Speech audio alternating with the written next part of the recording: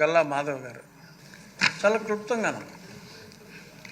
అధ్యక్ష, గత పాలక విధి విధానాల వల్ల అసమర్థ అన్యాయపూరితమైన పాలన ప్రతిఫలంగా కూటమి ప్రభుత్వంపై ఆర్థిక పెనుభారం ఉన్నప్పటికీ విద్యా వైద్యాలతో పాటు 47,456 కోట్లు బీసీ వెల్ఫేర్కు కూడా అత్యధిక నిధులు కేటాయించడం ఆనందదాయకం. అధ్యక్ష,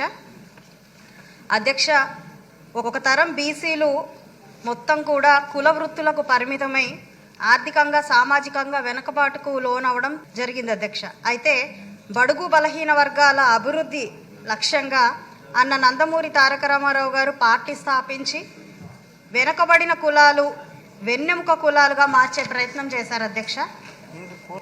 అదే బాటలో అంతకు మించి ప్రీతమ నాయకులు చంద్రబాబు నాయుడు గారు బీసీలకు పెద్దపీట వేస్తూ కీలక పదవుల్లో చట్టసభల్లో అత్యధికంగా బీసీలకు అవకాశం